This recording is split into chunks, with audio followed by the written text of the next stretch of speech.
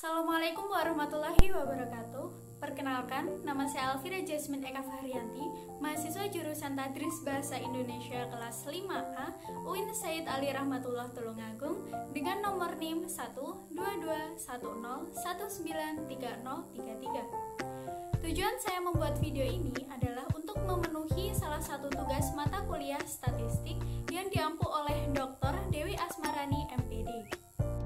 Pada materi yang pertama, kita akan membahas mengenai statistika dengan SPSS. Terdapat beberapa istilah mengenai analisis data statistik yang terdiri atas 12 macam. Yang pertama adalah penelitian. Penelitian merupakan aktivitas atau kegiatan yang dilakukan secara sistematis, terencana, dan mengikuti konsep ilmiah untuk mendapatkan sesuatu yang objektif dan rasional tentang sesuatu hal. Yang kedua adalah data. Data merupakan sesuatu yang digunakan atau dibutuhkan dalam penelitian dalam menggunakan parameter tertentu yang telah ditentukan. Data ini terdiri atas dua jenis. Yang pertama, data kualitatif, yang mana data ini dinyatakan dalam bentuk bukan angka, melainkan berbentuk kalimat, kata, gambar, ataupun bagan. Yang kedua adalah data kuantitatif. Data ini dinyatakan dalam bentuk angka.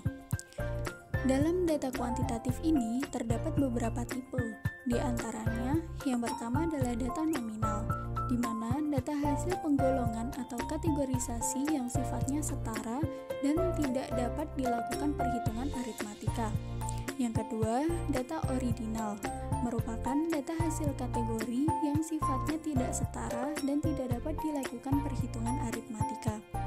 Yang ketiga adalah data interval, di mana data bukan hasil dari kategorisasi yang dapat dilakukan perhitungan aritmatika. Dan yang terakhir adalah data rasio, yang merupakan data yang dapat dilakukan perhitungan aritmatika dan menggunakan jarak yang sama. Yang ketiga adalah variabel. Variabel merupakan sesuatu yang beragam atau bervariasi. Variabel ini dibedakan menjadi dua, yakni variabel tergantung, yang mana variabel ini tidak dapat berdiri sendiri dan dipengaruhi oleh variabel lainnya. Yang kedua adalah variabel bebas, di mana variabel ini dapat berdiri sendiri dan mempengaruhi variabel yang lain. Yang keempat adalah populasi dan sampel. Populasi merupakan suatu kelompok atau kumpulan subjek atau objek yang akan dikenai generalisasi hasil penelitian, sedangkan sampel merupakan bagian dari populasi yang akan diteliti. Berikutnya adalah analisis data. Analisis data merupakan suatu proses mengolah data dan penginterpretasian hasil pengolahan data. Jenis-jenis analisis data terdiri atas analisis data deskriptif yang menekankan pada pembahasan data-data secara sistematik dan tidak menyimpulkan hasil penelitian. Yang kedua yaitu analisis data inferensial, di mana data ini menekankan pada hubungan antara variabel dengan melakukan uji hipotesis dan menyimpulkan hasil penelitian. Berikutnya adalah metode analisis data. Metode analisis data ini terdiri atas dua macam. Yang pertama, metode statistik parametrik, di mana metode analisis data dilakukan dengan menggunakan parameter-parameter tertentu seperti mean, median, standar, deviasi, distribusi, data normal, dan lain sebagainya. Yang kedua adalah metode statistik non-parametrik, di mana metode analisis data ini dilakukan tanpa menggunakan parameter-parameter tertentu. Selanjutnya adalah hipotesis. Hipotesis merupakan jawaban sementara tentang rumusan masalah penelitian yang belum dibuktikan kebenarannya. Hipotesis dinyatakan dengan kalimat pernyataan dan bukan kalimat pertanyaan. Dalam hipotesis terdiri atas dua jenis. Yang pertama adalah hipotesis nihil atau non-hipotesis. Hipotesis ini menyatakan tidak adanya hubungan antar variabel. Yang kedua yaitu hipotesis alternatif atau hipotesis kerja. Hipotesis ini merupakan hipotesis yang menyatakan adanya hubungan antar variabel. Yang kedelapan adalah uji hipotesis.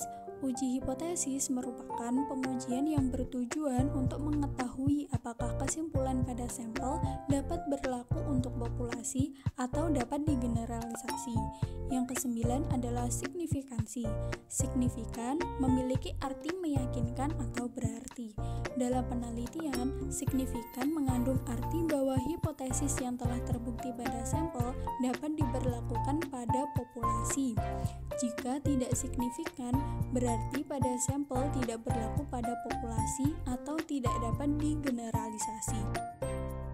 Yang ke-10 adalah probabilitas. Probabilitas adalah peluang munculnya suatu kejadian. Besarnya peluang melakukan kesalahan disebut taraf signifikansi atau tingkat signifikansi. Jadi, taraf signifikansi bisa dinyatakan dengan probabilitas atau nilainya sama. Berikutnya, kurva normal. Kurva normal menggambarkan daerah penerimaan dan penolakan HO. Jika pengujian dua sisi gambar kurva dapat dilihat melalui gambar berikut. Yang terakhir adalah degree of freedom. Degree of freedom merupakan derajat ketergantungan banyaknya observasi dan banyaknya variabel independen. Degree of freedom ini digunakan untuk menentukan nilai kritis. Pembahasan selanjutnya yaitu mengenai sekilas tentang SPSS. SPSS merupakan program atau software yang digunakan untuk olah data statistik. Dari berbagai program olah data statistik lainnya, SPSS merupakan program atau software yang paling banyak digunakan dan diminati oleh para peneliti. Langkah-langkah pengolahan data SPSS sangatlah praktis. Yang pertama, data diinput pada SPSS data editor. Kemudian, kita mencari alat analisis yang diperlukan, memasukkan variabel, dan lain sebagainya. Kemudian klik OK. Setelah itu proses data dapat dilakukan dengan sangat cepat, singkat, akurat, cermat, handal, lalu muncullah output data. Baik, cukup sekian pembahasan mengenai materi statistika dengan SPSS. Semoga bermanfaat. Sekian, terima kasih. Wassalamualaikum warahmatullahi wabarakatuh.